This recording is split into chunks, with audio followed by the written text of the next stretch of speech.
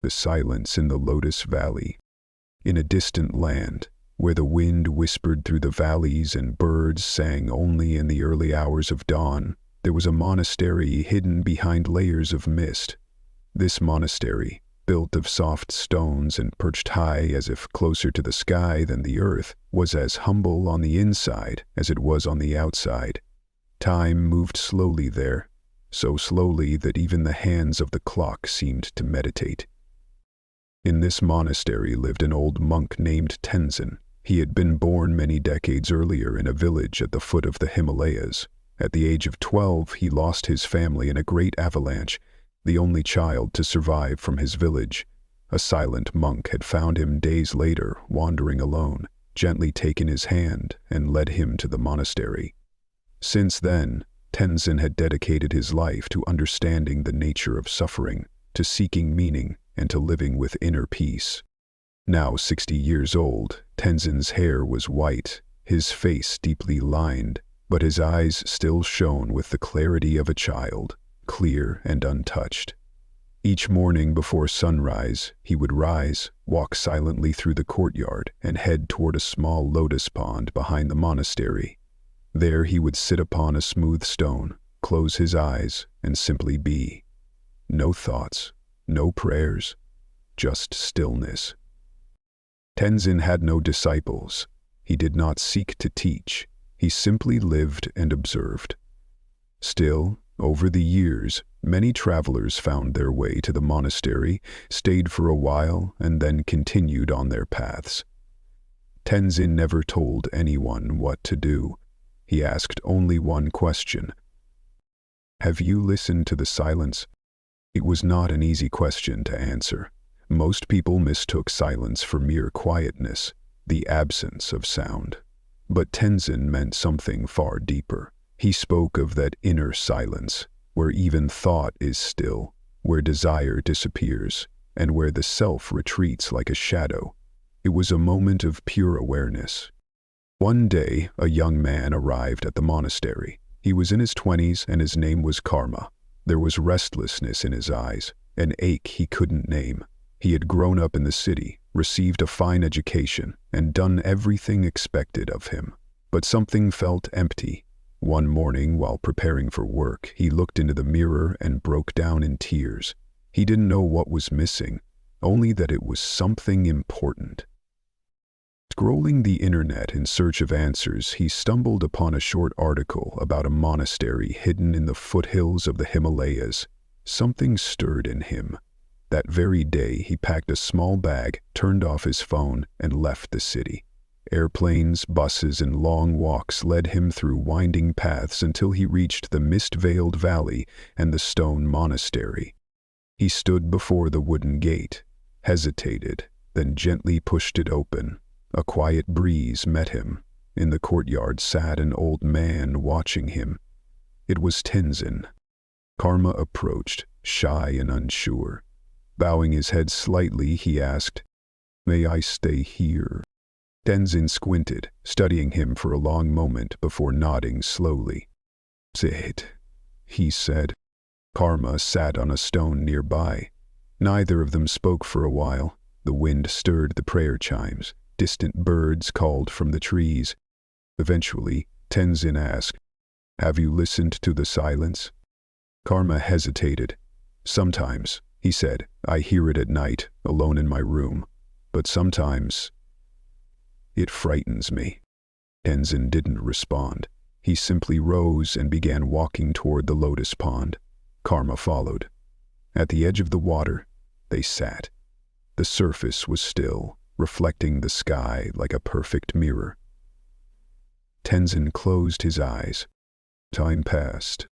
Karma closed his eyes too. At first, his mind wandered. Images of the city, flashing screens, honking cars, crowded meetings. Then his parents, his regrets, his fears. But slowly the noise inside his head faded. He began to hear again. The birds, the rustling leaves, a distant deer, the wind brushing his forehead. He opened his eyes. Everything looked the same, yet felt transformed. "Why is it so hard to do nothing?" he asked. Tenzin opened his eyes and replied, "Because you've always tried to be something. Trying to become adds layer upon layer to the self. Silence thins those layers until you are nothing but breath." Karma stayed for many days. Every morning he sat with Tenzin by the pond. Sometimes he asked questions, sometimes he said nothing. One day he asked, "What is enlightenment?" Tenzin picked up a small stone and dropped it into the water. Ripples spread outward. "Enlightenment is not throwing the stone," he said. "But more than that, it is not following the ripples." Days turned into weeks, weeks into months. Karma lost track of time. The city felt like a distant dream. He watched reflections in the pond and listened to the wind like it was speaking directly to him. His fears softened, his thoughts slowed. But one night, a dream shook him. He saw his mother, aged and anxious. He woke up with a heaviness in his chest. The next morning, as they sat beside the pond, he said, "A part of me is still in the city." Tenzin looked into the water. No silence is ever complete. Absence is part of fullness. The desire to leave is part of your arrival. Now go, but take the silence with you. Karma bowed deeply and left. He returned to the city changed. The same streets, the same faces, but he was no longer the same. He woke early, drank tea slowly, never missed a sunrise. People often told him he seemed calm. He didn't explain. He didn't speak of the pond or the old monk. He simply smiled. Years passed. Karma traveled the world. He walked in Tibet, sat beside the Genjis in India, cooked meals in a Zen temple in Japan. Wherever he went, he carried the silence. People noticed something in his eyes, like a still lake that reflected without distorting. There was no teaching in his words, but his presence taught something wordless. One day, in a remote village, a child approached him and asked, "What is silence?" Karma looked at the child. He brought his palms together and whispered, "Silence cannot be explained, but you can sit with it." And so they sat together under the shade of a tree, not doing anything, just listening as the wind passed through them. Years later, Karma began living alone in a small cabin near the forest. He welcomed visitors but never asked them to stay. At night he would sit by the fire and sometimes write in candlelight. But what he wrote was not doctrine, only memories. The way lotus flowers bent toward the pond. The way lotus flowers bent toward the pond on the forehead. One morning, as an old man, Karma looked up at the sky and felt a longing. He wished to see Tenzin one last time. He made the long journey back to the monastery. His steps were slow, but his heart was light. The valley was the same. The mist, the stone path, the prayer chimes. Nothing had changed. At the gate he was greeted by a young monk. His eyes sparkled just like Tenzin's had when he was young. "Tenzin?" Karma asked. The monk bowed his head. "Tenzin went to the pond 3 years ago," he said softly, "and never returned." Karma said nothing. He walked to the pond. It was still there. The lotus blossoms were open. The water mirrored the sky. At the edge of the pond, on a stone, lay a small tea bowl. Inside was a faint ring left by dried tea. Karma gently picked it up. Tears did not fall, only a smile. "Silence does not vanish," he whispered. "It only changes places." And there he sat for hours. The sun set, the night wrapped around him, the moon reflected in the water. The next morning, the young monk found Karma still seated by the pond. His body was still, his eyes were closed. A peaceful smile lingered on his lips. They gave him a quiet farewell, with lotus petals floating on the pond. No one wept. Everyone knew he had returned to the silence. And now, whenever travelers arrived at that monastery, the young monk would greet them and ask, "Have you listened to the silence?" And so the silence passed, from one monk to another, from heart to heart, without words, without effort, a quiet teaching carried like breath. The years rolled on, the pond remained, the lotus flowers bloomed each spring, and one day, a traveler noticed a small inscription carved into the monastery wall.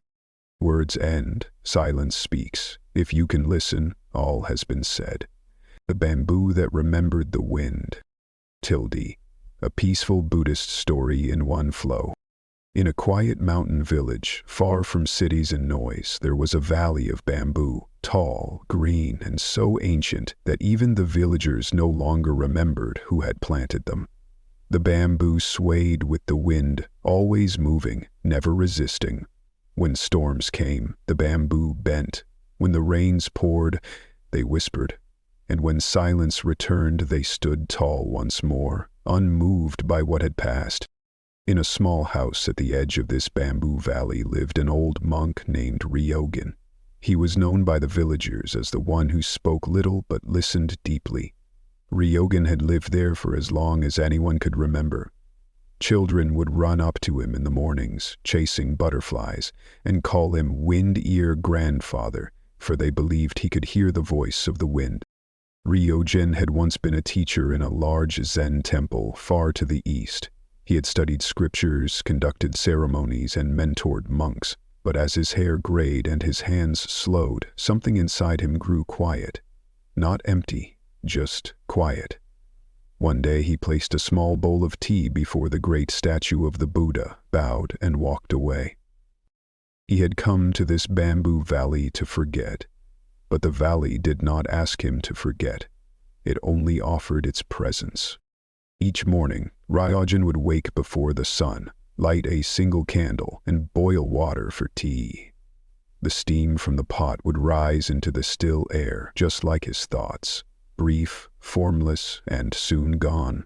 He would sit on the wooden porch, facing the bamboo grove, and sip his tea slowly, listening to the wind glide between the stalks. He rarely spoke. He didn't need to. The world had grown loud with answers. He had chosen the silence of questions. One evening, as twilight brushed the sky with silver, a traveler arrived. She was in her early 30s, carrying a worn bag and the look of someone who had walked too far, carrying too many memories.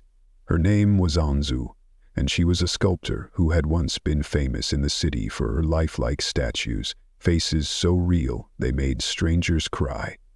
But fame had not healed her grief. After the sudden death of her brother, she found herself carving only shadows. One day she placed down her tools and walked toward the mountains. When Anzu reached Ryogen's hut, she didn't speak at first. She sat on a rock nearby, watching him sip tea. He offered her a cup without a word. She accepted it, and in that simple moment, she felt the dust of her grief begin to lift. Days passed. Anzu stayed in a small abandoned cottage nearby. Each morning she would join Ryogen on the porch. They sat side by side, watching the bamboo. At first she felt uncomfortable with the silence. Her hands twitched. Her mind replayed old sorrows. But the bamboo did not speak. The wind did not argue. Slowly her breath began to soften. One morning Ryogen broke the silence. "You know why the bamboo never breaks?" he asked. Anzu shook her head. "Because it knows it is hollow." She looked puzzled. He continued, "When the storm comes, the trees fight. The bamboo bends. Its emptiness saves it." That night, Anzu dreamed of her brother. He was a child again, running through bamboo groves, laughing.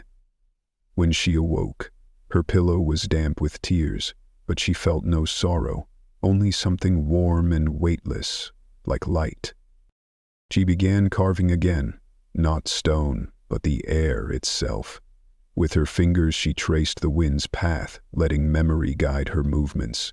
She shaped water with her palms, leaves with her breath. Nothing was kept, nothing finished. It was art without a product, only the act. Ryujin watched and said nothing, but in the soft way his head nodded with the wind, she knew he understood. One evening, as the moon rose full and white above the grove, Ansu asked, "How do I let go of someone who is part of me?" Ryujin stood and walked into the bamboo. He picked up a fallen stalk, dry and yellowed. He placed it on the fire. "They are not lost," he said. "Oh, the Bili have changed forms. Grief is the echo of holding on to a shape that has moved on." She stared at the fire. The bamboo burned gently, without smoke, no crackling, only light. "But what if I forget him?" she whispered. Ryujin smiled. "The wind forgets nothing, and the wind is part of you now." That night, she slept peacefully for the first time in many months. Years passed. More travelers came, some with aching hearts, others with restless minds. Ryujin never gave advice. He only poured tea. He listened. Sometimes he answered a question with a riddle. Sometimes he answered with silence. The bamboo, always swaying behind him, seemed to echo whatever truth he offered. One day, Ryujin did not wake with the sun. The candle remained unlit, the water unboiled. Ansu found him seated on the porch, eyes closed, hands resting in his lap, a faint smile on his lips. He had returned to the wind.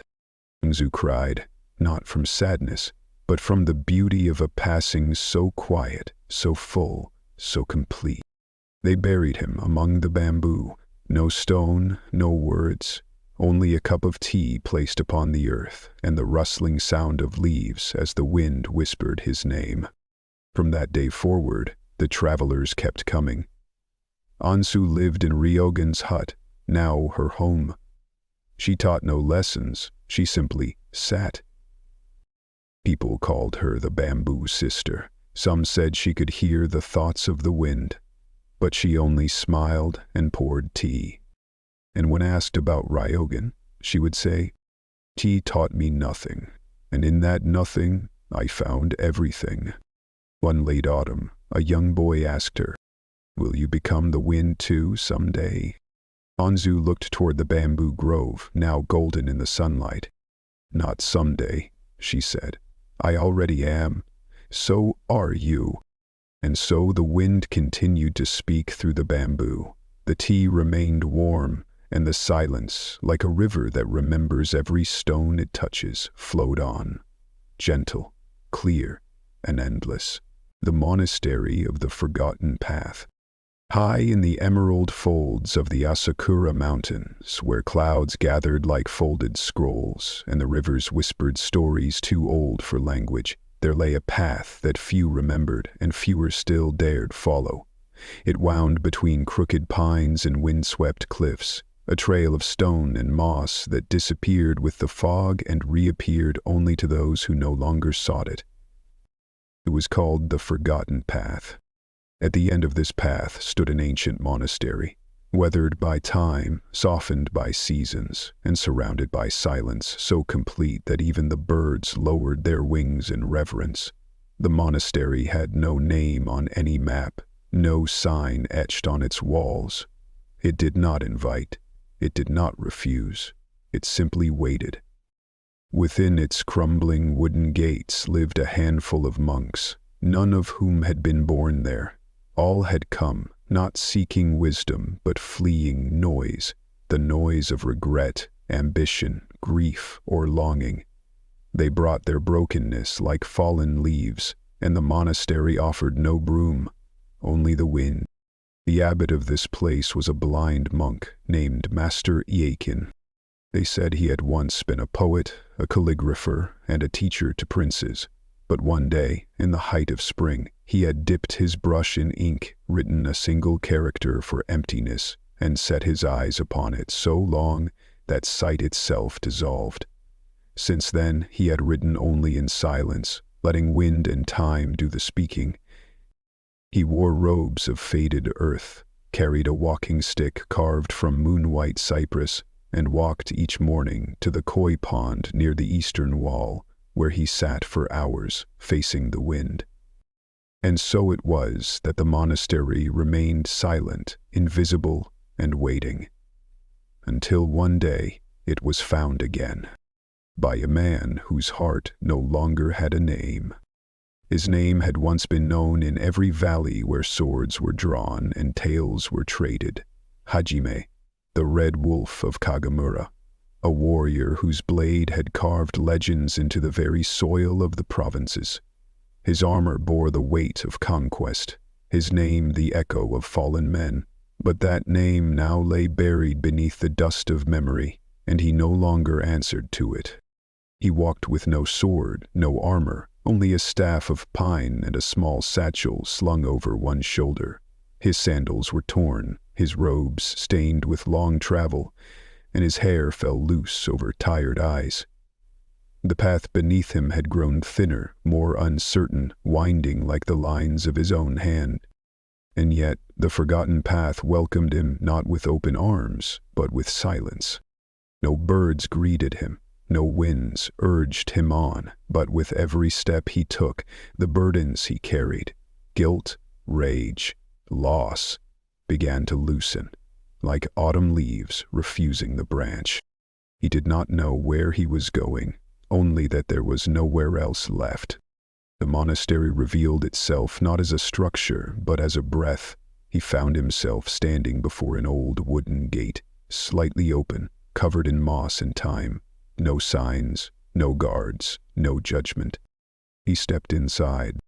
The air was different, thicker, quieter. Even the insects seemed to hum more slowly. Around him, old wooden buildings leaned into the wind. A stone basin caught falling rain one drop at a time. A single bell hung from a cedar beam, motionless, as though even the wind dared not wake it. He walked through the courtyard like a man walking through a dream he had once forgotten. Then he saw him, an old monk, seated beside a koi pond facing the eastern wind. Blind eyes, wrinkled hands, a stillness so profound it frightened Hajime more than any battlefield ever had. He bowed, but the monk did not turn. After a long silence, the monk spoke. "You've brought many swords with you." Hajime flinched. "I have none," he said. The monk turned his face toward Hajime, though the eyes saw nothing. "No metal," he said softly, "but still many blades. Regret, anger, shame, all cut deeper than steel." Kagame sank to his knees. "How did you know?" The monk smiled, not with triumph, but with sadness. "This place only reveals itself to those carrying what can no longer be carried." They sat in silence. The koi stirred the water with lazy circles. Finally, Hajime whispered, "I don't know why I came here." The monk nodded. "Good. Not knowing is the first honest thing you've said in many years." Hajime closed his eyes. He felt the wind move across his face. It did not scold him. It did not welcome him. It simply was. And for the first time in decades, he did not reach for anything. On his first day, Hajime was given no room. No one told him what to do. There was no list of rules. No one even asked his name. There was simply an empty cushion, an old tea bowl, and a shaded corner at the edge of the stone courtyard. He spent the rest of that day sitting there. At first he waited for something, a speech, a ceremony, an instruction. But nothing came. Nothing stirred, except the gentle rustle of bamboo swaying in the wind. Within him, old orders echoed, battle cries, commands, the clanging of steel. But the monastery offered nothing to drown them out. And so he discovered, if you wish to quiet something, you must first let yourself hear it. On the second morning, As sunlight filtered softly through the beams, Master Ikan brought him to a narrow veranda beside a worn-out tea hearth. There, water was gently boiling. Ikan sat, and Hajime knelt beside him. The old monks said nothing. They simply listened to the water rise and heat. No bird sang, no leaf fell. Hajime's mind itched for meaning, for explanation, but received none. Then Ikan lifted the kettle and poured a finger's depth of tea into his own bowl. With the same motion, he poured another and set it before Hajime. They drank in silence. Then, with eyes that saw nothing, Ikan murmured, "The first sip brings back the past. The second sip releases you. The third sip no longer knows you." As Hajime swallowed, he felt something tremble deep within his chest. From that day onward, each morning began the same. A shared silence, a shared cup, a shared moment that stretched beyond language. Hajime rose before the sun, washed his face in the stone basin, tied back his hair, and walked to join the blind monk. No words spoken, no words needed. Ikan would sometimes run his hand along the bamboo stalks or crouch to observe a fallen leaf, though he could not see it. Stillness became their teacher, time their ink. On the third week, the silence deepened. The mornings became rituals, sacred not in grandeur but in the absence of anything extra. Then came the rain. It poured all morning, tapping on the wooden roof like fingers from another world. Hajime sat alone beneath the veranda. The memories came uninvited. A village in flames, a man's eyes staring back at him, terrified, disarmed, dying. The warmth of blood down his wrist. He closed his eyes, heart aching. "I don't deserve forgiveness." The thought rose like smoke. Behind him, Ayan had arrived without a sound. The blind monk said nothing but slowly knelt and drew a symbol in the rain-soaked dirt with his finger. New. Emptiness. "Forgiveness begins when you stop owning," Ikan said quietly. "The guilt you carry, do not polish it like a sword. It was a wind that passed. If you grip it, you sink with it." He set down the sword. Hajime stared at the symbol drawn in the earth. Emptiness. Even a mistake, when not clung to, could pass through you like wind. The war inside him did not end that day, but it paused, if only for a moment. And for now, that was enough. Days stretched into each other like strands of silk, without edges, without hurry. There was no bell to wake the monks, no rigid schedule, yet somehow each person rose with the mist, moved like water, and returned to silence before the stars appeared. Hajime was not assigned any task. No one told him when to sweep, when to eat, or when to rest, and so, at first, he watched.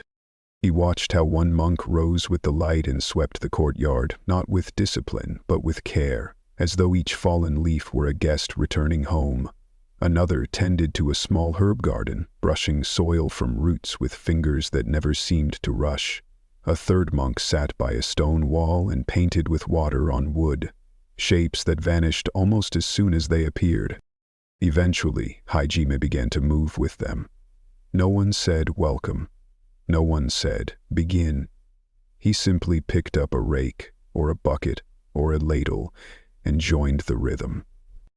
He fetched water from the spring. He gathered firewood with the oldest monk, who never once spoke but always nodded when Hajime arrived. He repaired part of a wall that had crumbled in the rain. Each task quieted something inside him.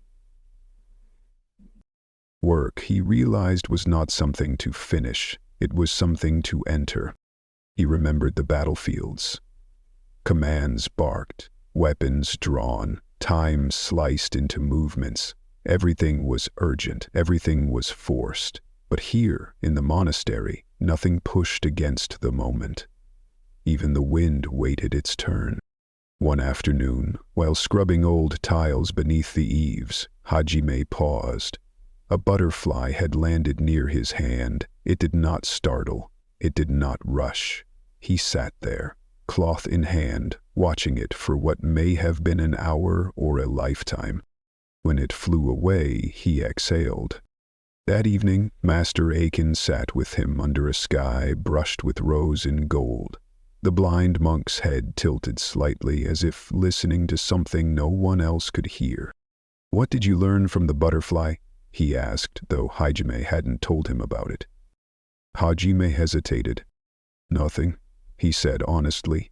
"I just stopped." Aiken smiled. "Then it taught you everything."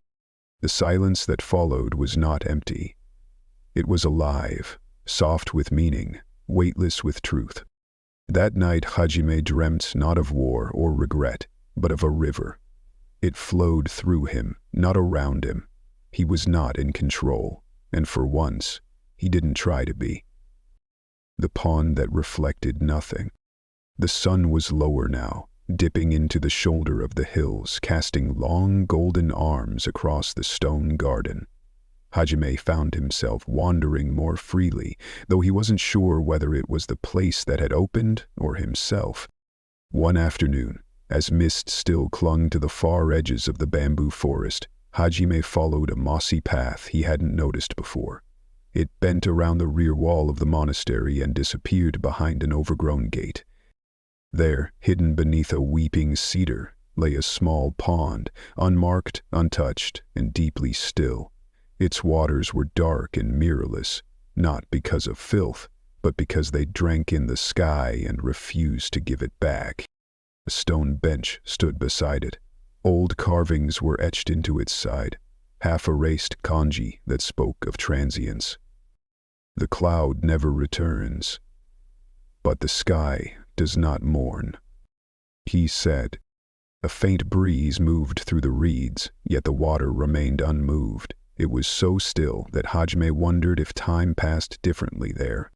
As he sat, memory stirred, not like a storm, but like dew rising off a quiet field. He saw himself as a child, before the wars, before the blade. A young boy with messy hair and muddy knees building paper boats in the village stream, his mother calling him in for supper, his father laughing as he chased fireflies with a straw hat. The images came gently. There was no pain in them, only warmth. He wept, not for what had been lost, but for the truth that he had once believed it was gone forever. Then he heard a soft voice behind him. "This pond is not for looking, it is for remembering." He turned. A woman stood there, older than he, her head shaved, her robes faded like smoke. She held a bundle of dried lotus stems in her arms. She introduced herself with a slight bow. "My name is Seo. I came here 20 winters ago. I was once a singer. I've not sung since." Hajime bowed silently. She sat beside him. They did not speak for a long time. And she said, almost as if to herself, "There is a sorrow so deep that it cannot be touched by sound. In silence, it blooms." He nodded. They returned the next day, and the next, sometimes alone, sometimes together. Sayo would lay lotus stems on the surface of the pond. They would float for a while, then slowly sink, not forced, just faded. One morning, as they sat, she spoke. "I once lost a daughter," she said. "She was 5, illness took her in one night. I did not understand how the world could continue." Her eyes were dry, her voice steady. "Then I came here. I wanted to forget her. But this place doesn't let you forget. It teaches you to carry memory like water, not clutched, but cupped." Hajime whispered, "I've never held anything gently in my life." Sayo turned to him, her face calm. "Then now is your time to begin." And so, day by day, beside the pond that reflected nothing, Hajime began to carry his memories, his parents, his childhood, even those he had slain, not as knives, but as lotus petals. Not clutched, cupped, the task of falling leaves. One crisp morning, as the first hints of autumn colored the bamboo grove in gold and amber, Master Eiken called Hajime to the stone courtyard. The old monk did not speak immediately, but handed Hajime a small, worn wooden rake. "Your task," Eiken said softly, "is to gather the fallen leaves." Hajime looked at the rake, puzzled. The courtyard was wide and the leaves were many. It seemed a simple chore, even trivial. Yet, as he began to sweep, he noticed how each leaf was different. Some curled delicately, others were broad and worn. Some caught the light like tiny mirrors, others faded quietly into the dirt. With each stroke of the rake, Hajime's breath slowed. His thoughts, once wild and rushing, now settled like the leaves themselves. Hours passed.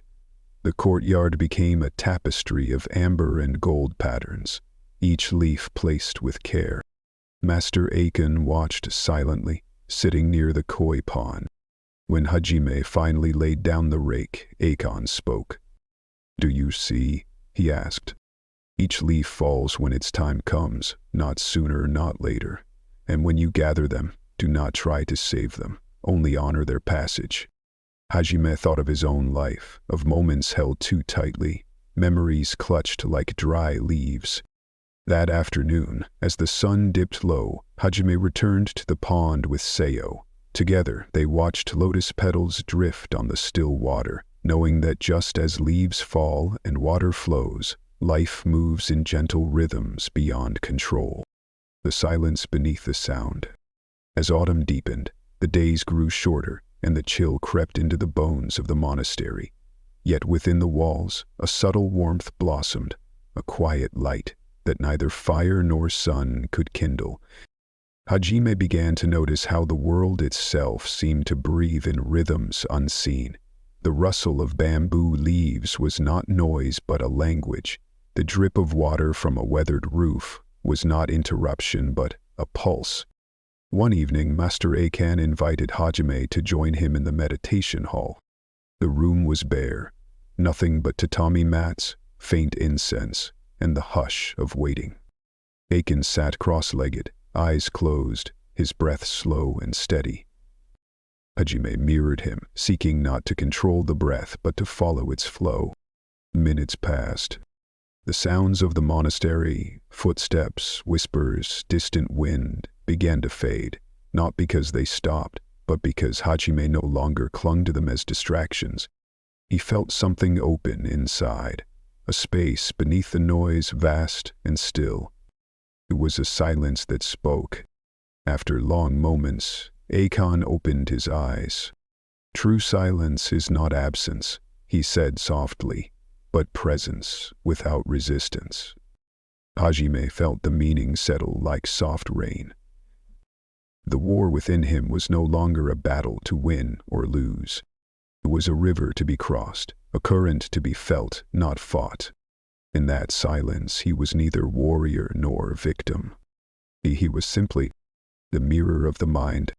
Winter whispered softly over the mountains, cloaking the bamboo grove in frost and quiet.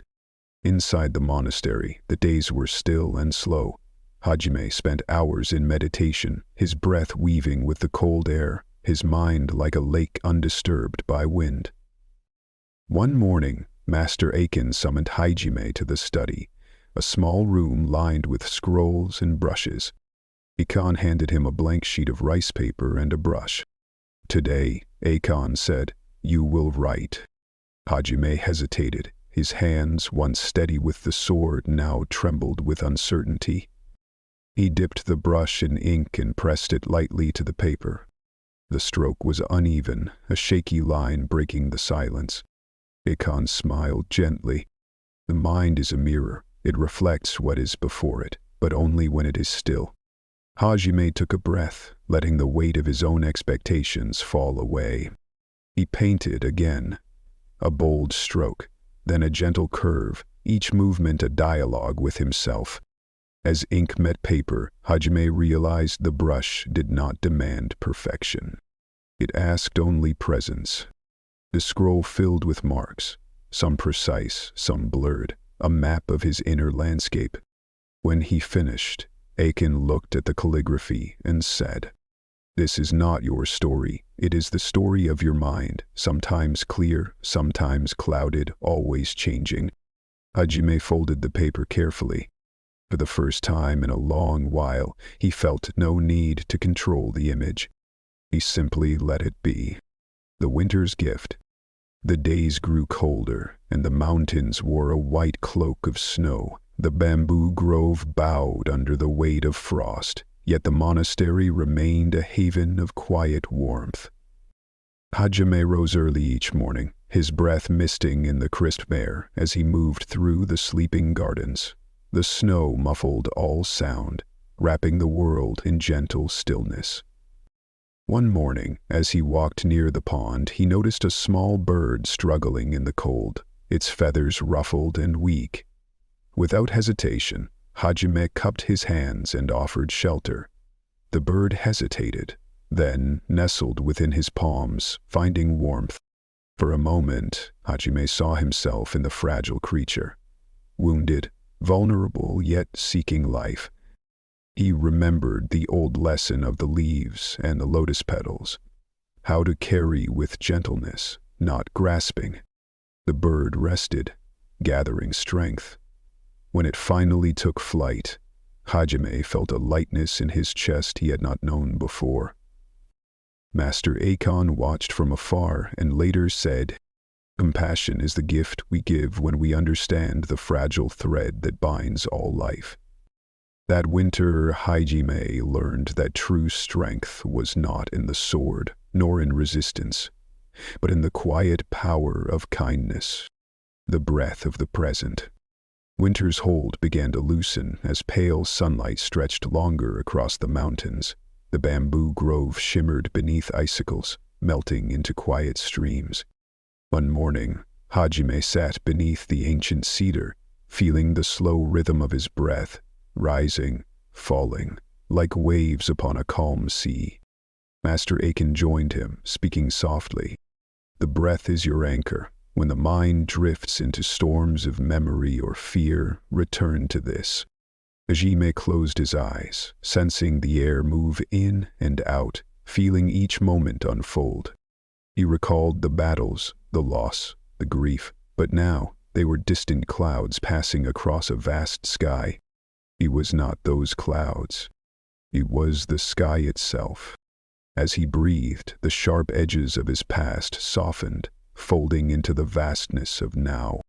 Aiken smiled. The present moment is both sword and shield, sharp to cut illusion, yet gentle to hold truth.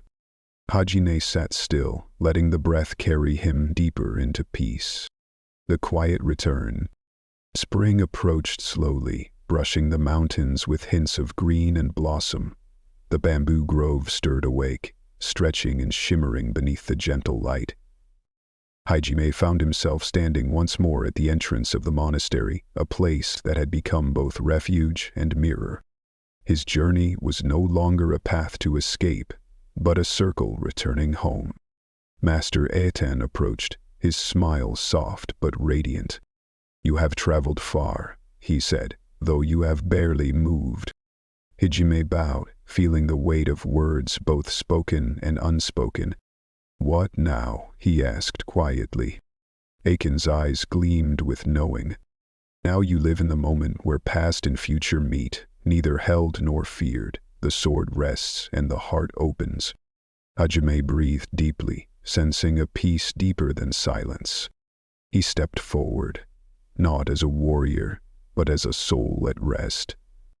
The monastery's gates were open, the forgotten path welcoming him not away, but back. The song without words. One cool morning, as the sun filtered softly through mist, Hajime walked alongside Seo near the lotus pond. The air was filled with quiet possibility, as if the world itself held its breath.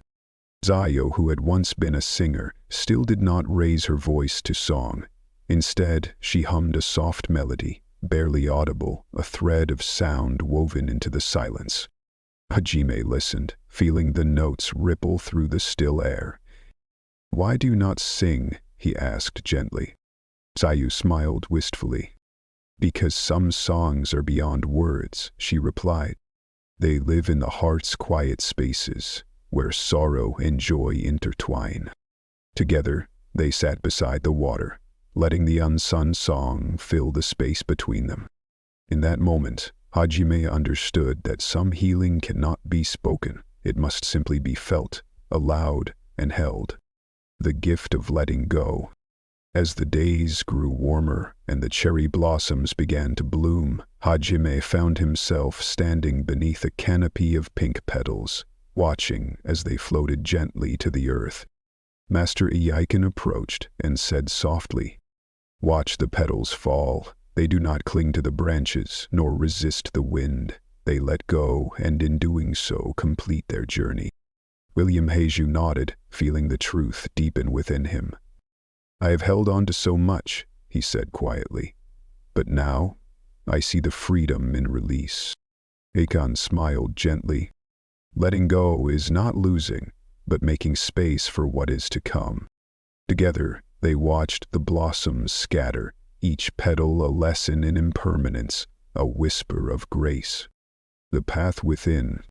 The mountains whispered softly as Hajime wandered along the familiar trail that once was the forgotten path. Yet now, it no longer felt forgotten. Each step was a prayer, each breath a bridge between what had been and what is. He thought of the years spent chasing shadows, wielding a sword against ghosts. Now his true journey was inward, into the depths of stillness, compassion, and understanding. Master Akon's words echoed gently in his heart. The greatest path is the one you walk within yourself. Hajime smiled, feeling the peace that comes not from arrival, but from presence, the dance of shadows and light. One afternoon, as sunlight filtered through the swaying bamboo, Hajime sat quietly beneath a gnarled tree. The interplay of shadow and light painted delicate patterns across the ground. An ever-changing dance. He realized then that life was much like this dance. Moments of clarity and confusion, peace and turmoil, intertwined. Master Iken's teachings returned to him. Do not fear the shadows, for they shape the light. Neither cling to the light, for it is always shifting. Hajime breathed deeply, feeling acceptance flow through him. The past was no longer a burden, nor the future a source of fear. He was here, whole, present, the river of time. As spring deepened, the mountain streams swelled with melting snow, rushing over stones worn smooth by centuries. Hajime often sat by one such stream, listening to the water's steady song. He thought of time not as a line to be conquered or feared, but as a river to be entered and experienced. Master Aken's voice echoed in his mind. You cannot hold the river nor escape it. Only flow with it, and you will find peace. Hajime closed his eyes and imagined himself a leaf on the current, moving freely with the stream's gentle power. In this flowing, he discovered a new kind of freedom, not from change, but within it. The quiet heart. The days lengthened and the bamboo grove glowed with fresh green life. Hajime felt a quiet stirring within. A softening of the heart that had once been tightly clenched with grief and regret. One evening, as the sky blushed with sunset, Hajime sat beside Master Aken near the koi pond. Aken said softly, "The heart is like this pond, sometimes still, sometimes stirred, but always deep." Hajime looked into the water and saw his reflection ripple gently. "How do I keep it still?" he asked. Erkan smiled. "You do not keep it still. You allow the ripples to pass, knowing the depth remains." In that moment, Hajime understood. Peace was not the absence of emotion. but the embrace of it. The embrace of the present. Spring's warmth softened the mountains, and the monastery bloomed in quiet harmony. Hajime walked slowly through the gardens, each step deliberate, each breath a gentle prayer. Master Aiken joined him, speaking softly. To live fully is to embrace the present, not clinging to the past nor grasping for the future. Hajime nodded, feeling the truth settle deep in his bones. He saw how the cherry blossoms bloomed briefly, then fell, yet in their fleeting beauty they held eternity. In that moment, Hajime felt himself become one with the flow of life. Open, tender, free. The light beyond form. As summer approached, the sun cast long golden rays through the bamboo, dappling the ground with shifting light. Hajime sat beneath an ancient tree, eyes closed, feeling the warmth seep into his skin and soul. Master Aiken's words echoed softly. True understanding arises when form dissolves, and only light remains. In the stillness, Hajime felt his sense of self melt away, no longer the warrior, the burdened man, or the seeker, but simply presence itself. He realized that beneath all masks and stories lay a light, pure, unchanging, vast, the returning light. The dawn broke softly over the mountains, painting the sky in hues of rose and gold. Hajime stood at the edge of the monastery, feeling the gentle breeze against his face. He was no longer the man who had arrived carrying swords and scars, burdened by regret and anger. He was whole, unbound, and free.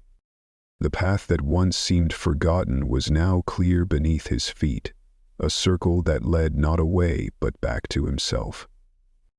Master Aiken appeared beside him, silent but radiant. With a calm smile, Aiken spoke softly.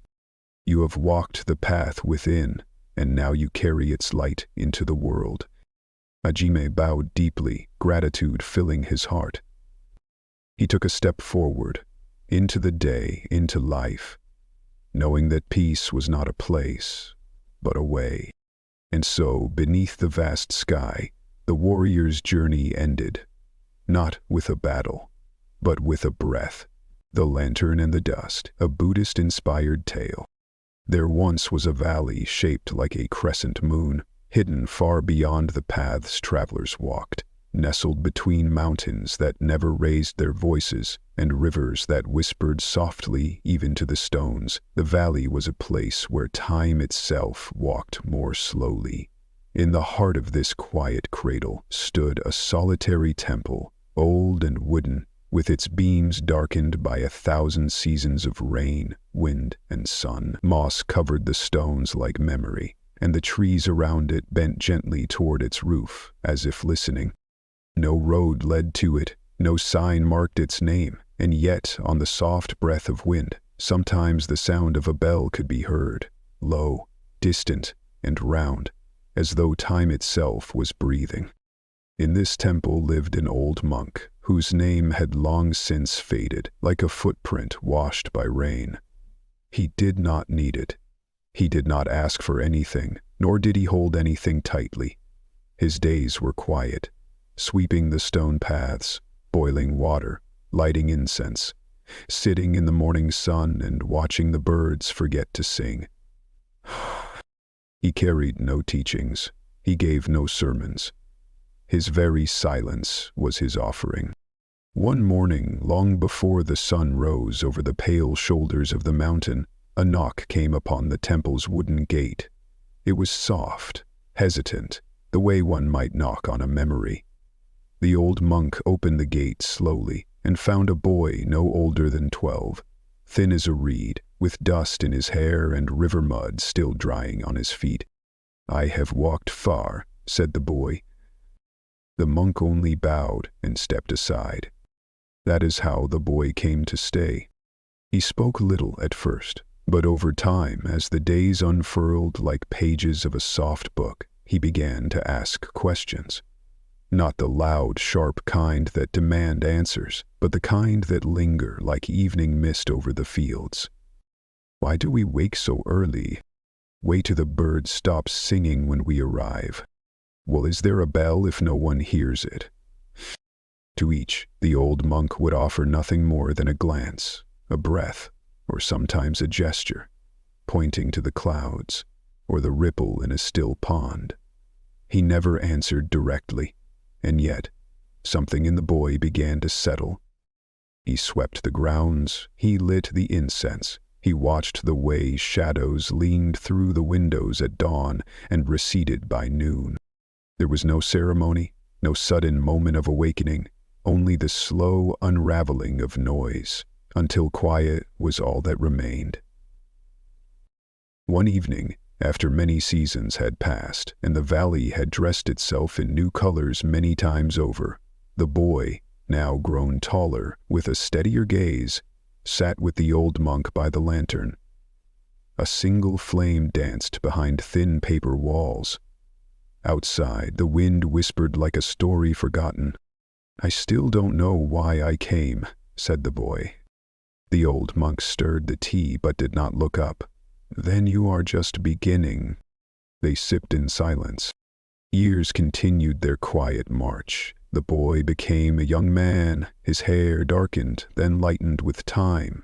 His hands, once eager and trembling, became calm, like the surface of the temple's pond in autumn. He no longer asked questions aloud, but they lived in his breath, in the way he noticed the way a leaf fell sideways, or how the moon sometimes hid itself without shame. There were visitors, lost travelers, monks who had left their own temples behind, farmers whose sorrow had grown too heavy to carry alone. The temple offered no advice, no scripture, no promised peace. It only gave space. And often, that was enough. One night, when the stars were sharp and clear and the wind no longer stirred the grass, the old monk, now barely more than a breath wrapped in robes, called the young man to his side. "The lantern," he said. "Do you see it?" "Yes," the young man said, kneeling beside him. "Take care of it, but do not carry it." The young man frowned. "Then how will others see the way?" The old monk smiled. "The lantern does not light the path. It shows you how to walk in the dark." The next morning, the old monk was gone.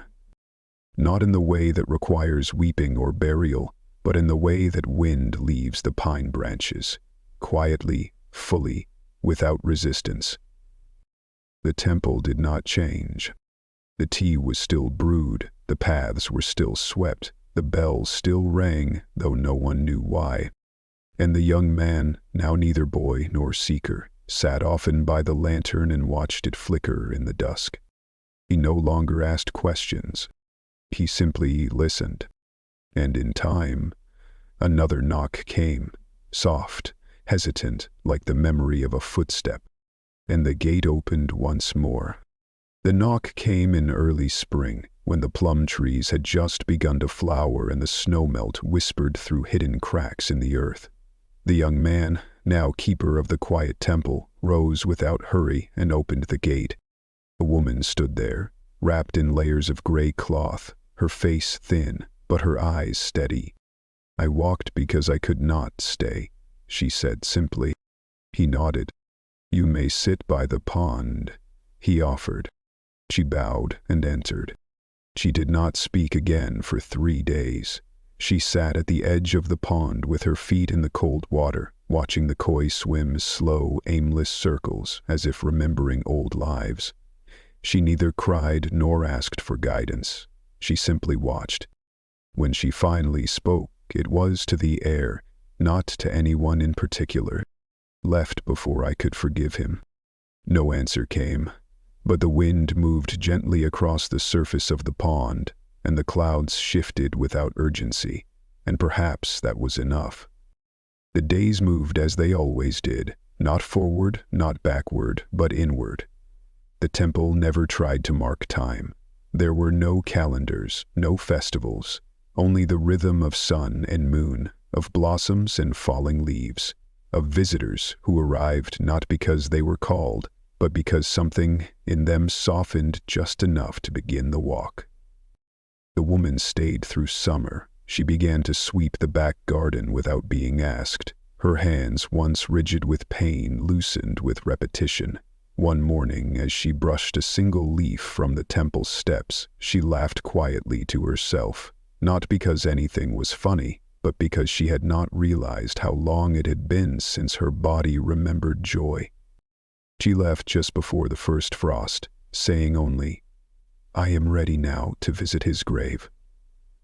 The young monk nodded and gave her nothing to carry. "You walk lighter without stories," he said, and so she did. In the winter that followed, snow buried the stones in silence. No footsteps came to the gate. The temple rested. The young monk sat for long hours beside the fire, watching the lantern flicker. He did not think of the past, nor wish for spring.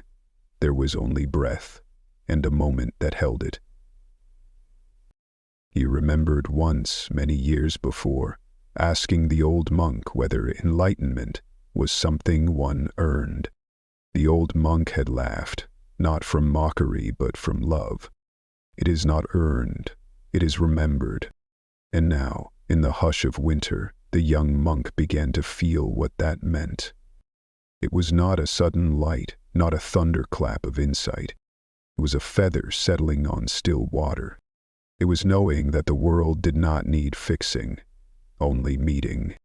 That spring, a boy arrived, no older than the young monk had once been. His eyes were wide with fear, his hands covered in the grime of a long journey. He said nothing at all. The young monk bowed and stepped aside. Days passed. The boy hid behind corners, ate sparingly, avoided eye contact.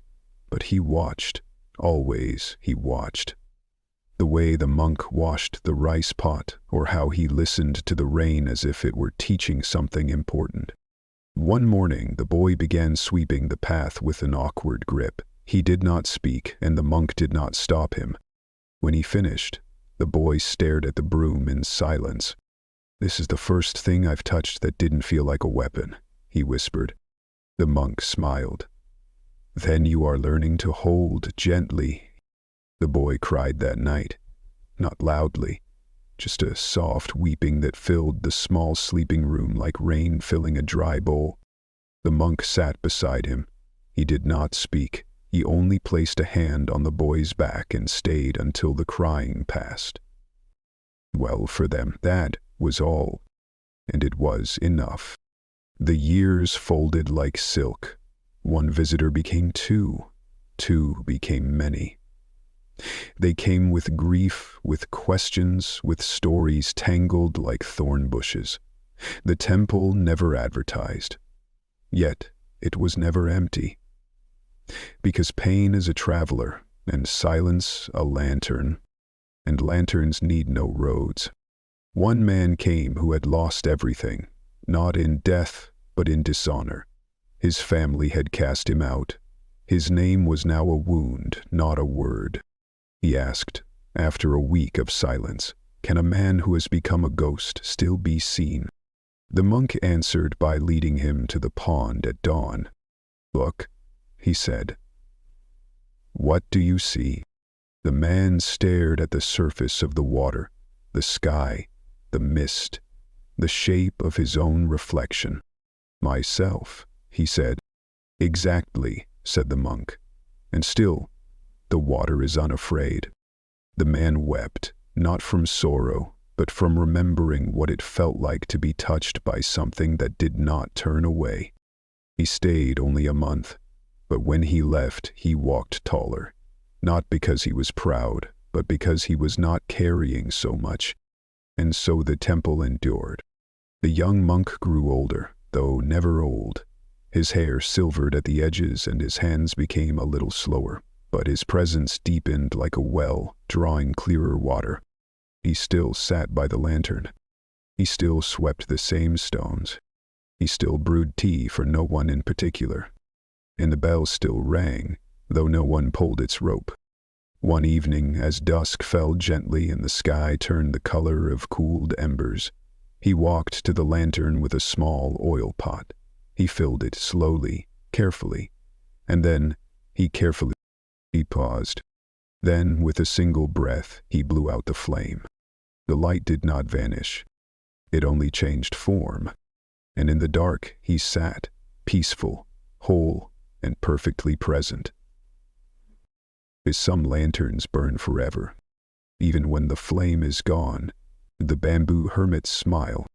In a valley where the clouds never rushed and the sun hesitated before waking the hills, there stood a tiny bamboo hut. No road led to it, and no map dared to name its place. It was not hidden, yet no one looked. It was not far, yet no one arrived, except those whose questions no longer had answers. The hut was made of thin bamboo slats, lashed with strips of dried vine, its roof thatched with reeds faded by years of rain and wind.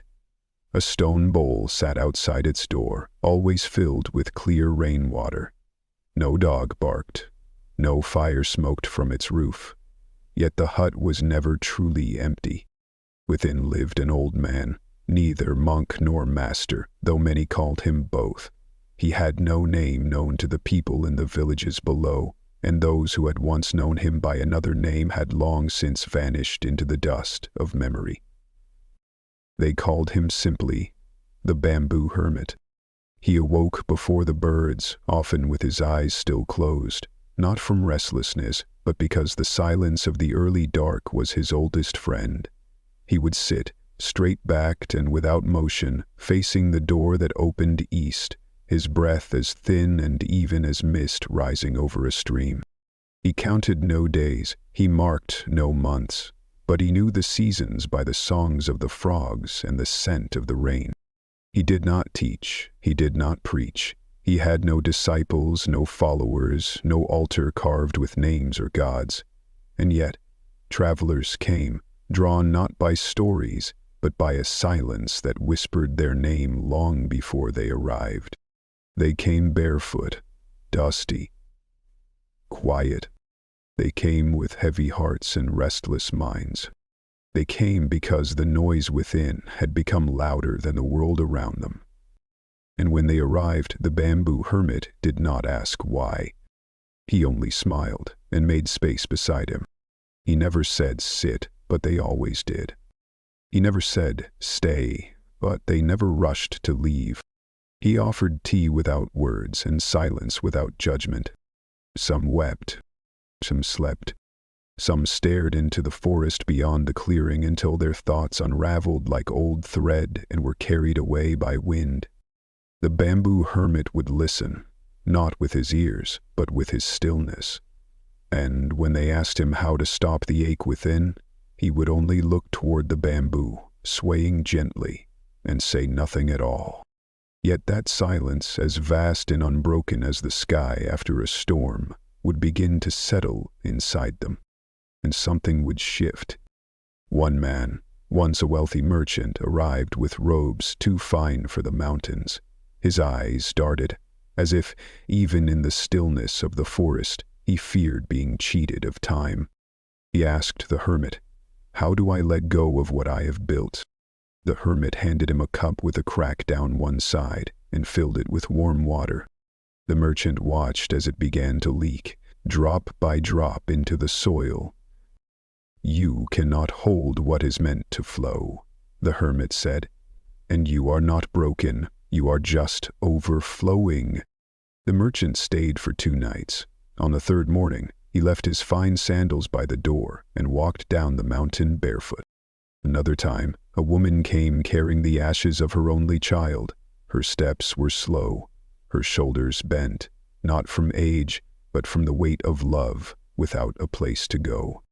She did not speak for days. The hermit did not ask her to. When she finally placed the urn beside the bamboo grove and sat with her head bowed, he brought her warm tea and said only, "The tree does not hold its leaves after autumn. And yet, it is not bare. It is resting." She cried softly, but it was the kind of weeping that cleanses, not burdens. She stayed through an entire season, and when she left, The ashes remained, scattered among the roots of the bamboo, and the wind carried her grief like pollen, making space for breath again. The hermit, though old, never seemed tired. He moved like water, slow, clear, inevitable. His steps made no sound on the moss. His touch left no mark on the cup. His smile, small and barely rising, had more depth than any sermon spoken in the temples of the capital. No one knew how long he had lived there. Some said 50 years, others 100. Some believed he had once been a great teacher who walked away from the noise of titles and temples. Others whispered that he was never born, but simply stepped out of the mountain one morning. He never said. He never denied. He only bowed when asked, smiled when thanked, and watched the sky with the patience of a stone warmed by centuries of sunlight. And when he closed his eyes to rest at night, the forest did not grow dark. It simply deepened. As seasons circled like slow-turning prayer wheels, the hermit's hair whitened like the winter's snow that kissed the bamboo leaves. Yet nothing in him diminished. His silence deepened. His presence, already like still water, grew clearer still. As if you could peer into it and see your own mind reflected without distortion. One spring, a monk from the southern temple arrived. His robes were immaculate, his back straight as a blade.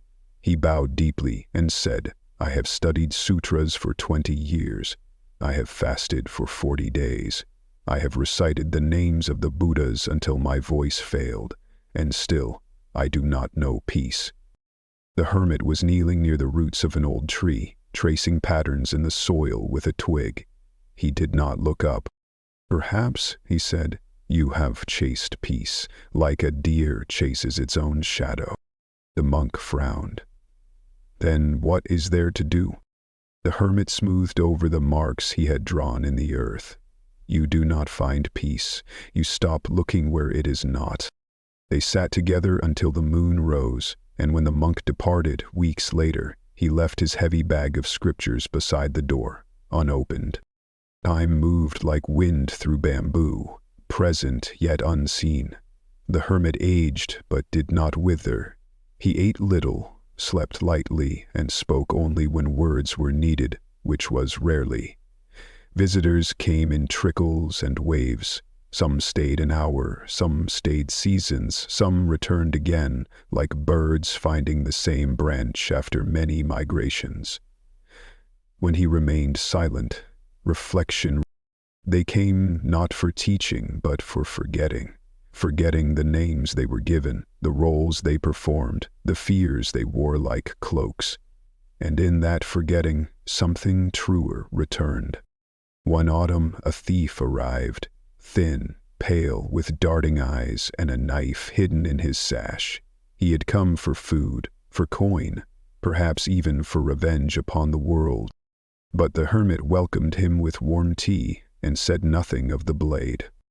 That night, as the thief lay outside beneath the stars, clutching the handle of his knife like a child clings to a dream, he heard the soft voice of the hermit drifting from the hut.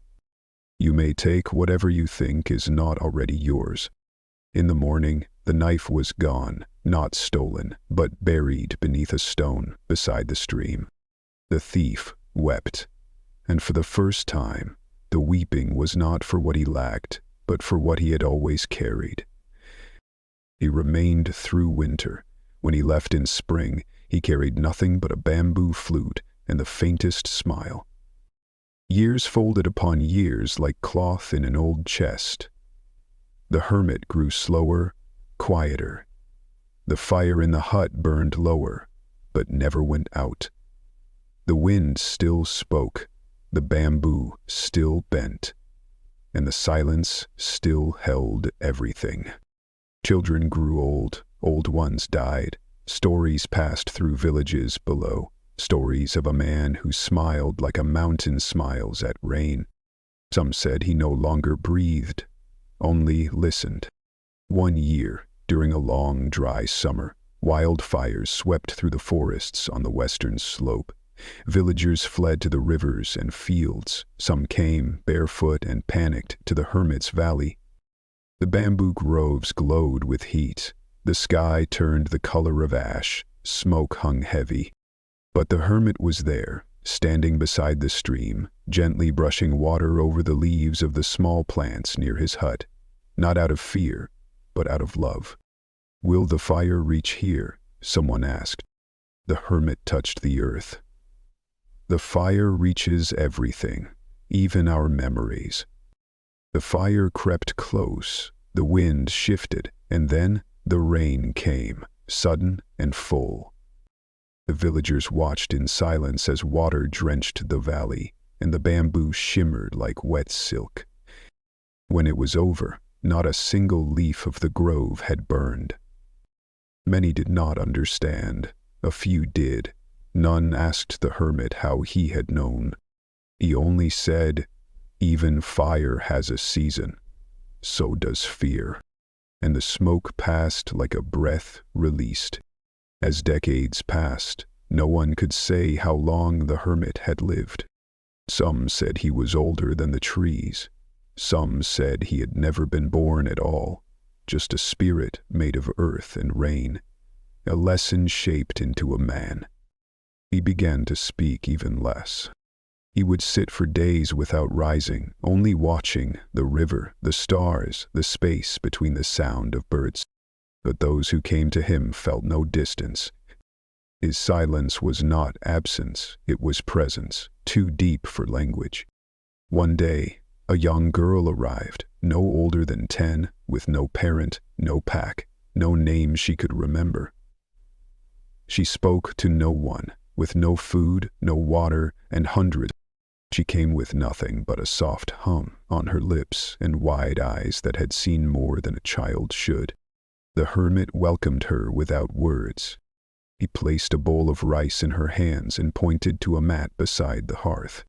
She stayed. For weeks she followed him. She mimicked his steps, his silence, the way he tilted his head when listening to wind. He never asked her name. She never gave one. She laughed sometimes, like bells in the fog, and he would smile at her laughter as if it were the first he'd ever heard. When she found a wounded bird one day, she brought it to him, with tears in her eyes. He took it gently in his hands, breathed softly upon its feathers, and said, "We do not fix what is broken. We make space for it to rest." The bird recovered, or perhaps it died. It did not matter. What mattered was the space. Years passed. The girl grew. The hermit slowed. One morning, as the frost still clung to the edges of the leaves, and the sun had not yet warmed the stones, the girl, now nearly a woman, entered the hut to find the hermit sitting in his usual place. But his breath had stilled. His hands were folded in his lap. His eyes were closed. There was no fear, no resistance, only stillness. She knelt before him. She did not weep. Instead, she bowed her head and whispered, "Thank you for making space." Outside, the bamboo swayed. The wind moved gently through the leaves, and the smile on the hermit's face remained, as soft and eternal as moonlight on water. The hut was never abandoned. She remained. She swept the stones. She brewed tea. She said little. And when people came, lost, broken, searching, she made space for them. She did not teach. She did not preach. But her smile carried the weight of silence. And so the valley remained a place of stillness, where pain dissolved like mist, where names were forgotten, where even sorrow came to rest. And the bamboo bowed gently to the wind,